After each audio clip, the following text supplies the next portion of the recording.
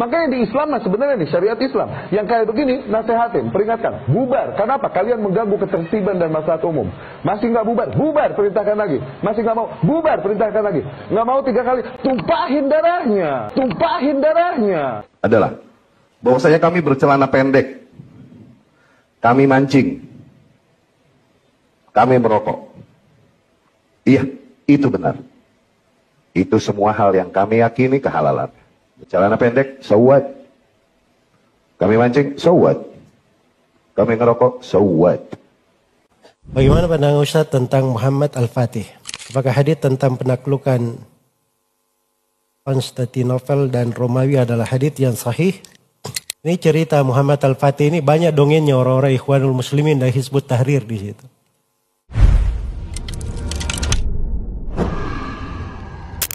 Assalamualaikum warahmatullahi wabarakatuh. Waalaikumsalam.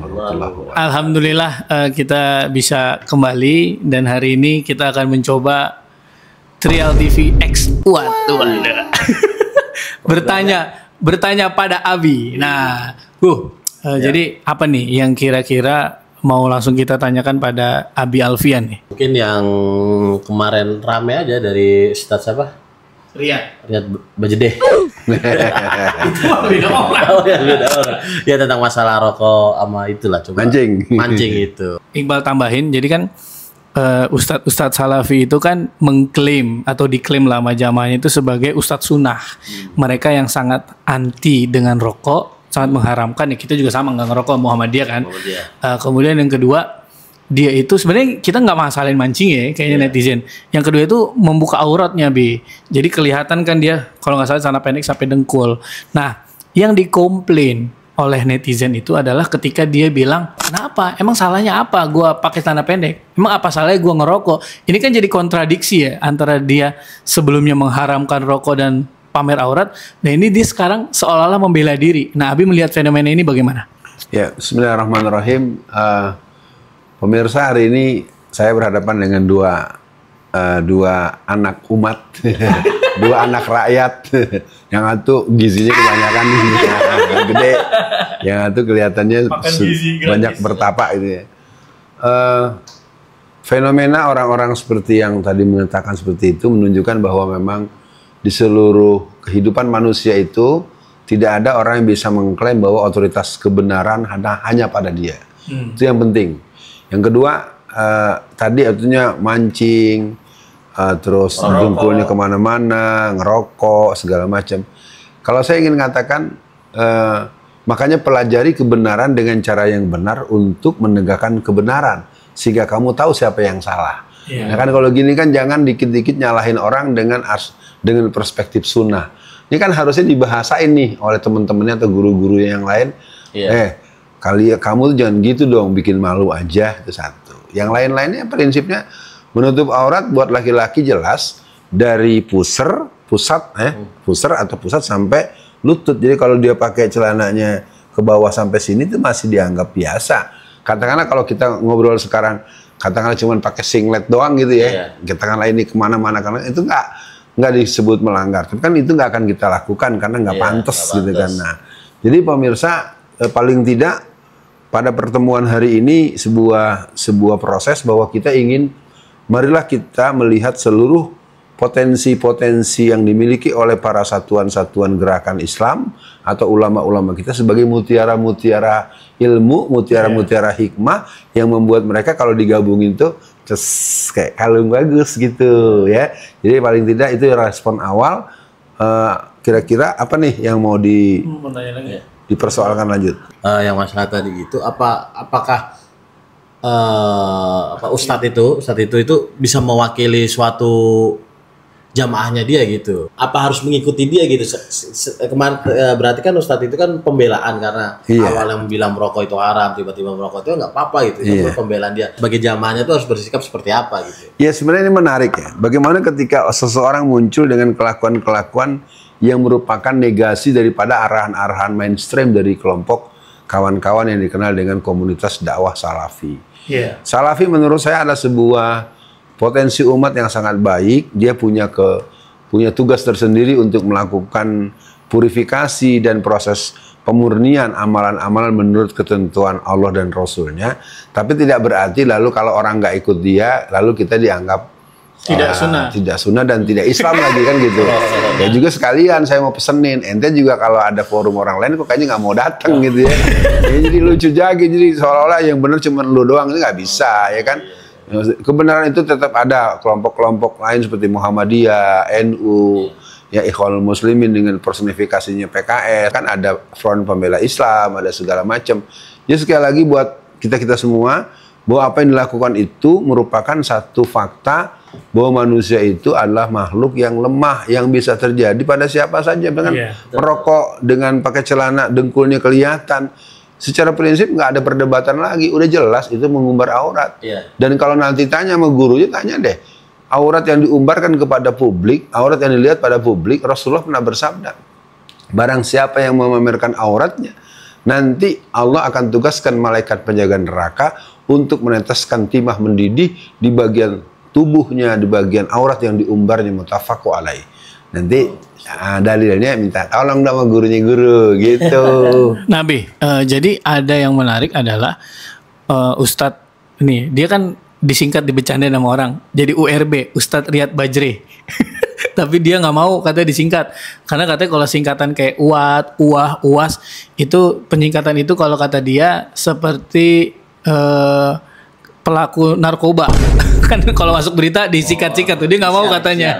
Ya inisial. Nah kembali, jadi Ustadz ini kalau kita ingat, dia itu yang pernah menghina 212, yang pernah bilang tumpahkan saja darahnya. Nah itu yang pertama. Yang kedua, dia waktu kita bela Palestina, dia malah menghina mas-mas Gaza, ngerti ya mas-mas Gaza ya, yang ada Abu Ubaidah, Mujahidin Gaza lah gitu.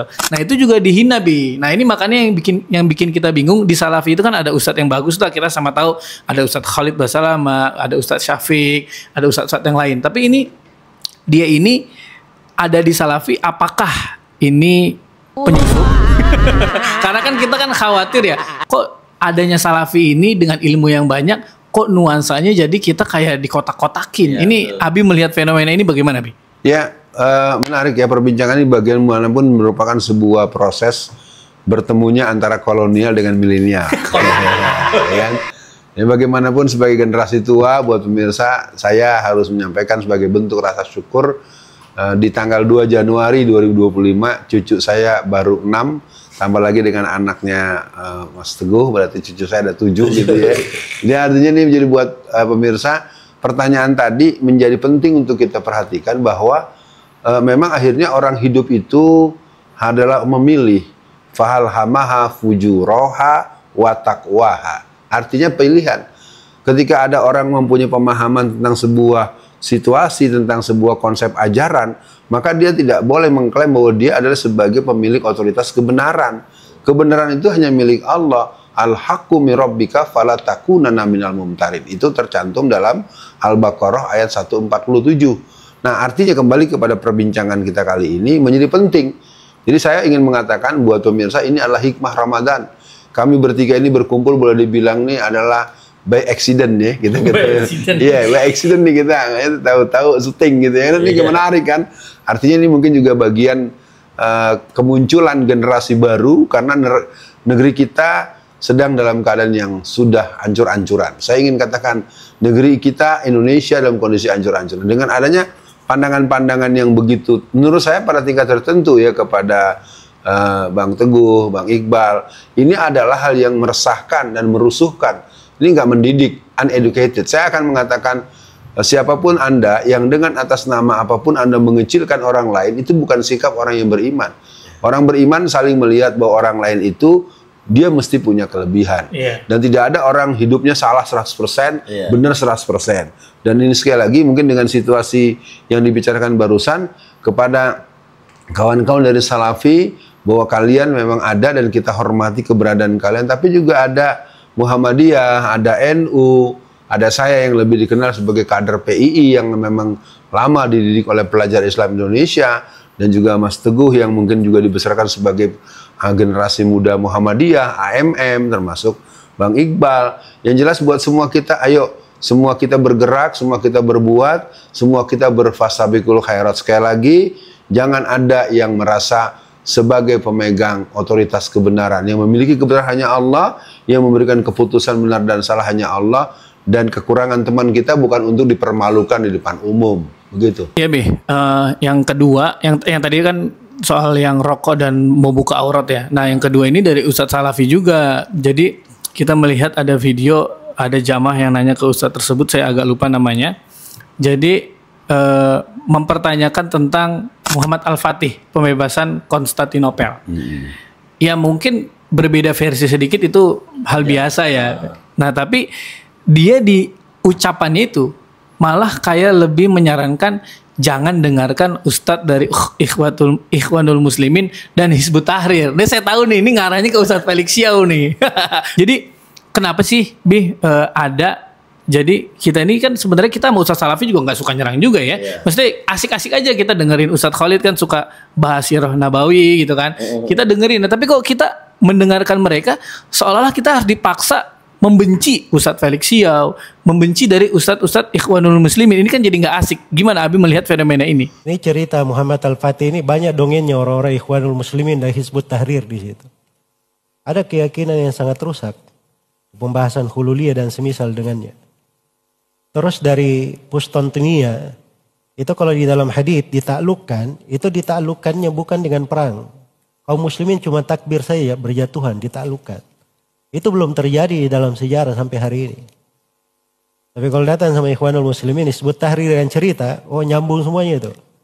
Kalau nggak salah namanya Zulkarnain ya. Zulkarnain nama orangnya, dan kepada Ikhwan Zulkarnain, saya pernah tahu dari beberapa buku yang Anda tulis. Saya tidak ingin mengatakan ada hal yang terlalu serius. Yang jelas kita ini perlu bergaul, kita perlu ngopi, perlu piknik ya.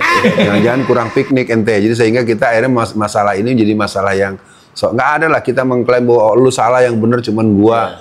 Apalagi kisah-kisah pembebasan Konstantinopel itu kan sangat legend ya. Dan karya-karya ilmiah itu sampai kepada tingkat disertasi S3. Yang mana pembuatan itu bukan sekedar bukan kita mengatakan bahwa disertasi sebagai sebuah sumber kebenaran, tetapi akurasi tentang peristiwa itu bukan sebuah dengan enak saja lalu ngomong mengatakan ini sembarangan, nggak bisa. Anda referensinya apa? Kalau Anda selalu mengatakan ada dasar-dasar, iya kita sepakat ada ayat, ada hadis pun berderajat daripada hadis yang paling mutawatir, yang hasan sampai yang maudhu sampai yang palsu kan gitu. Nah intinya buat semua kembali kepada pertanyaan tadi, yang jelas peristiwa tanggal 29 Mei 1453 itu sangat dikenal dalam sejarah, dan dasar hukumnya kan juga jelas. Akan datang nanti sebagus-bagusnya pasukan, akan datang sebagus-bagusnya para pemimpin panglima perang, dan itu semua tidak diposisikan sebagai penisbatan hanya ada pada dia. Mungkin ini merupakan sebuah mutiara yang ada di tiap zaman, yang semua kita tidak akan pernah berdebat dengan semangat kembalinya khilafah minhajun nubuwah. Itu sebuah kepastian yang tidak akan dibantah bagi orang yang mempelajari agama dengan konteks, dengan konsep, dengan referensi utama. Kebenaran itu dari Allah dan kita punya porsi-porsi pemahaman. Jadi kata kuncinya hal-hal yang berhubungan dengan pelecehan atau penegasian atau penafian terhadap peristiwa yang berhubungan dengan pembebasan Konstantinopel, menurut saya itu terlalu gegabah. Begitu ada Bang Iqbal dan Bang. Lu mau nanya Pak? Abi ini mau nanya. Masalah Ustaz Zulkarnain, saya jadi teringat tentang Imanuddin. Imat. Iya, Imanuddin. Iya, begal nasab. Apa sebenarnya sebenarnya sama atau enggak sih, seolah-olah mempermasalahkan yang sudah harusnya tidak dipermasalahkan, kayak itu pembebasan Konstantinopel sama masalah Habib itu harusnya kan tidak dipermasalahkan. Kenapa tiba-tiba ada orang-orang ini yang mempermasalahkan? Apakah orang-orang ini sebenarnya punya visi dan misi yang kurang baik gitu di Indonesia? Khususnya. Ini pertanyaan agak sensitif ya. Tetapi mungkin kalau nanti Teguh atau Iqbal masuk sekolah kan akan dilihat aktenya, akte kelahiran. Akte kelahiran nama Teguh bapaknya ini. Udah lihat ini udah gitu. Gak boleh bener kasih bapaknya, dia kan gak pakai begitu, nggak sampai pihak sekolahan atau pihak kampus. Ini sebetulnya katakanlah gini ya buat pemirsa, ini memang agak sensitif. Saya secara pribadi adalah orang yang sangat ikram dengan Habib Rizik, dengan Habib Hanif sebagai adik saya lah, atau mungkin umur anak saya juga lah gitu ya. Artinya paling tidak keberadaan orang-orang yang sudah punya peran-peran keumatan, peran-peran pemihakan, peran-peran perjuangan, kita akan lihatnya sebagai bagian daripada hal yang positif dalam energi keumatan kita. Lalu kalau muncul dengan pertanyaan-pertanyaan yang bersifat sinisme dan juga muncul dengan orang yang bernama dengan namanya Imaduddin, ya, Imaduddin. Ya, nah, tapi dari saya betul ada apa, mau apa, untuk apa? Ya, bahwa keberadaan mereka, andai kan katakanlah dalam bahasa agama ada ketidakjujuran daripada orang-orang yang dituduhkan oleh Imaduddin, mereka akan bertanggung jawab di yaumul mahsyar. Kita nggak punya hak untuk menghakimi dan memvonis. Ya, sebagai pesan dari saya bahwa apa yang kita hadapi hari ini, mari kita masuk pada pertemuan-pertemuan kebaikan, pertemuan positif, posisional, sehingga kerja-kerja kita ke depan, hal-hal yang kurang kita bicarakan di belakang panggung, kita bicarakan di tempat-tempat yang tidak masuk pada posisi mempermalukan, menghina, merendahkan, segala macam. Dan ini penting. Saya pikir buat pemirsa, kita ingin menjadikan doa awal di pada program ini atau paket ini kepada Bang Teguh maupun Bang Iqbal agar terus, karena bagaimanapun memang generasi kelompok 30-an, 20-an, 15-an dan seterusnya harus mulai mengajak bahwa dunia ini harus dilihat dengan perspektif Allah dan perspektif Rasulnya. Ya mungkin yang terakhir adalah kita kan fenomena begal nasab itu memang kita udah melihat lah ujungnya kayaknya emang pengen agar Habib Rizik nggak didengar lah, itu kita menangkap itu ya. Tapi menangkap yang Abi sampaikan bahwa yang ya dosa kita nggak ada urusan sama anaknya siapa, cucunya siapa gitu kan. Nah kembali ke yang lagi kita bahas hari ini tentang Ustadz Salafi. Jadi apa nih yang ingin Abi pesankan agar generasi kita ini bisa bijak gitu melihat teman-teman Salafi. Kalau kita sih selama ini melihat mereka ya masih baik-baik saja. Cuman kok kesannya Ustadz-Ustadz yang kita sering dengar ya, Ustadz Alfian Tanjung, Ustadz Somad, Ustadz Adi Hidayat, bagi mereka itu bukan Ustadz Sunnah. Itu kan repot. Nah yang terakhir nih Bi, kita itu dipaksa menjadikan Jokowi, Prabowo, ketika mereka menjadi presiden, itu kita dipaksa menjadikan ulil amri. Ini kan repot juga ya. Jadi mungkin untuk closing pesan akhir inilah agar kita juga sebagai yang bukan Salafi lah ya, kita bisa melihat bahwa ada saudara kita yang perlu kita berikan pemahaman gitu, bahwa masa sih Jokowi ulil amri, masa sih Prabowo ulil amri. Untuk akhir pesannya silakan Bi. Ya jadi gini buat pemirsa. Jadi sebenarnya kalau saya bukan ingin mengatakan bahwa mereka itu menyebut beberapa nama-nama yang sudah sohor keilmuannya. Mereka mengatakan bukan hanya Ustadz Sunnah, bukan Ustadz. Terus terang aja kan keterlaluan. Adi Hidayat itu hafal Quran 30 juz. Kemampuannya orang semua tidak ada yang membantah. Siapapun yang ketemu dengan beliau, saya dengan segala harap mudah-mudahan dengan kalau sempat Adi Hidayat sempat nonton ya Pak Ustadz Adi Hidayat, mudah-mudahan nanti bisa bersedia menemui Uwat bertamu gitu kan, sampai nanti simak ya biasa nanti kita ketemu. Nah sekali lagi sebagai stressing penutup bahwa kita semua harus sadar bahwa negeri ini sedang dalam keadaan hancur-hancuran dan dunia juga sedang mengarah kepada sebuah suasana yang mengarah kepada akhir zaman. Maka mari kita saling melengkapi, saling menyempurnakan, saling memperbaiki. Nah yang kedua tadi, ketika kemudian muncul orang-orang yang diketahui kezalimannya, keputusannya, dan kita semua sekarang sama bagaimana peristiwa terbaru tentang Pertamina yang kerugiannya mungkin sudah disebut angka sampai lebih dari 1.000 triliun. Itu kan tidak bisa dilepaskan daripada orang nomor satu di negeri ini dan orang-orang yang punya daya disposisi yang tertinggi. Maka pastinya orang ini akan berhadapan dengan hukum. Ini baru satu kasus, belum kasus Omnibus Law, belum kasus yang lain, belum kasus COVID-19 dengan Undang-Undang Nomor 2 tahun 2020. Jadi kepada saudara atau kepada Bang Teguh, Bang Iqbal, ayo, yang jelas pertemuan kita hari ini adalah salah satu tik di bulan Ramadan ada pertemuan kolonial dengan milenial. Mungkin cukup sekian pembahasan kita tentang membaca-baca berita buat ini apa sih? Kolonial ex milenial. Semoga bermanfaat buat teman-teman. Semoga acara ini tetap lanjut terus. Amin. Viewersnya banyak. Biar kita bisa bikin tempat yang lebih prospek lagi. Ya. Amin. Amin. Ya Allah, mungkin cukup sekian. Bila taufiq walhidayah dan wal qalam. Assalamualaikum warahmatullahi wabarakatuh. Waalaikumsalam.